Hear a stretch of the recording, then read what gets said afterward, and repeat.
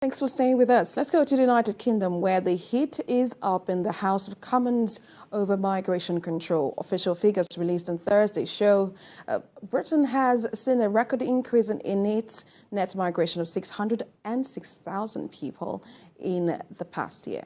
The increase, dominated by non-EU nationals, comes as a huge blow to the aim of the Conservative government's plan to lower net migration, and after previously promising to get it below 100,000. Well, joining me now via Zoom from the United Kingdom to discuss issues surrounding UK immigration is a global affairs analyst, Gbenga Onifade. It's good to have you join us on The World Now. Good afternoon. Yeah, just before I get to hear your experience, because I know that you are also a foreigner in the United Kingdom, if I would say, but let's discuss these issues first. The UK says it is anticipating record high net migration figures, which is what we've seen in the figures just released, but it appears Prime Minister Rishi Sunak says he can bring the numbers down. First, let me get your take on the policy to ban foreign postgraduate students from bringing their family to the UK. Sure. Good afternoon. Sorry. So immigration has always been a great talking point for politicians. I came in as a student myself 25 years ago now. And so it has always been a talking point. I think politicians use it as a point scoring exercise. And, right from the days of, since 97, days of Tony Blair to run through David Cameron, and then right now to Rishi Sunak, they've always been talking about bringing down the numbers, and they did say they're going to bring down the numbers from what it was. We're talking about hundreds of thousands to the right tens of thousands, and no politicians actually been able to do that. However, what they do not talk about is the positive impact on the other side as well. But speaking of the question you asked me, which is, the students, or trying to cut down on the students. What you've got to realize is that a country, I believe this is actually an unwritten rule, and this is just a personal belief from me. I think they do actually have a quota, and once they meet the quota, they're always going to find something, kind of call it an excuse, really, to say, okay, we're bringing out the numbers now. We think it's been abused, or we think we've kind of got to that number at that point. But we've got to understand also, it's not just that, it's not exactly cheap to come into the country. The immigrants are contributing a lot, but at the same time, it costs a lot of money to be able to migrate over. And I think one of the things that happened was about 7 years ago, the UK left the EU. So, we're talking about the era of cheap employment is actually gone. And most of these European citizens, they went over back to their country. So, someone's got to backfill this opportunity at some point. And what we can say is, yes, we do have quite a high rate of unemployment, you can say, or these low-scale jobs that the British people, citizens, do not want to do. So at the end of the day, you get these migrants who are easily happily going to do them, and that's that's the point you can say, which I think is a plus for the United Kingdom.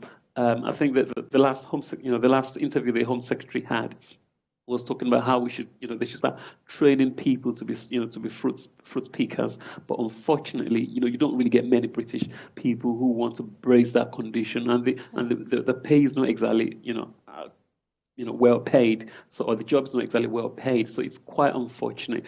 But like I said again, when it comes to the era or the issue of of scoring political points, politicians tend to throw that immigration point, unfortunately, to the public, because it's just about public sympathy, always promising, and it's difficult to just win it like that. Because the question I was going to ask you is, some persons would have said this is more of a political statement than an economic statement. How do you think this will impact on the UK's economy? Because if you take a look at the numbers, the figures, the contribution of UK foreigners, to the UK economy.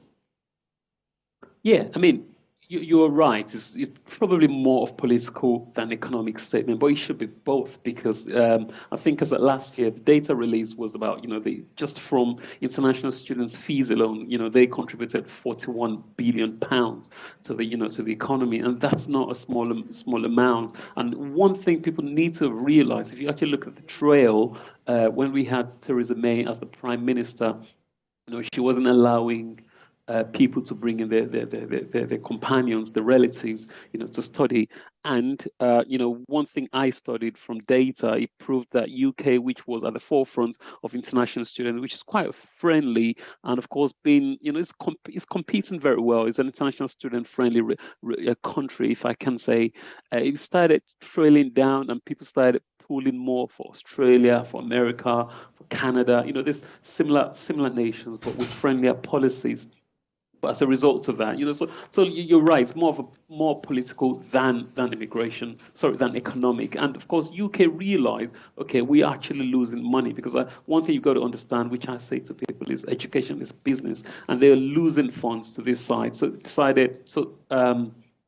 The last prime minister before Rishi Sunak, Boris Johnson decided, okay, I think we've got to change this thing. You can bring in your relatives. And then all of a sudden, it became quite popular all over again. And of course, you don't want people coming here without their relatives. I mean, I came in here as a teenager without my relatives. It was quite, it wasn't the easiest of things, I can say. But at the same time, when it's time to win some political points, they just throw that immigration bond to the public. Oh, we're going to cut down, we're going to stop the boats. But what Rishi Sunak has actually said, and he didn't want to confront what initially was that, he was, his high priority was stopping the boats, people who come in illegally. But then the data data been released. He said, okay, we're gonna have, from January next year, we will stop, people bringing in their relatives along or dependents, if you can say, along with them, when they come in here to study. I'm actually trying to focus mostly on study because we've got a lot of people coming in as well on working visas. Yeah, because I can tell you that a lot of people still, despite this policy, a lot of people still want to travel anytime from now, particularly from Nigeria. But given the reasons for migration, what should countries like the UK, Canada, US, and other EU countries do differently to manage this mass exodus from developing countries?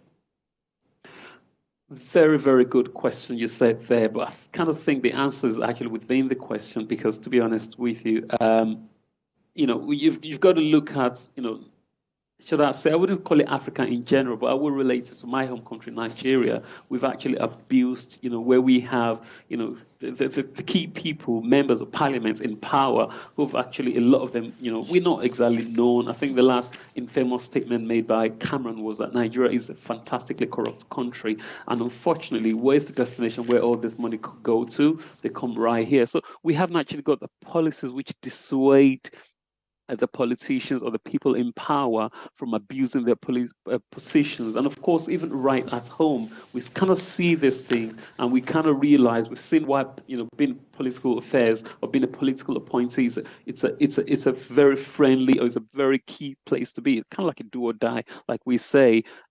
So that's one thing, you got to look at policies here, make it unfriendly. One thing they tend to do is if you want to invest, they tend to look at, I can't remember what the form is called now, you got to fill a form which shows, due diligence to where your funds is coming from. So that's one thing they could have done. Another thing they said, they would, they've been talking about it, I think since the days of Tony Blair, was a point scoring system, whereby we only get the best people to come in at the same time. So, if you meet a certain threshold in terms of points, then that's when you're allowed to come in. That's another point they made. And I think another point is, because they actually study the net migration as well, which is, people leaving. So they're thinking roughly about 400,000 people leave the country annually.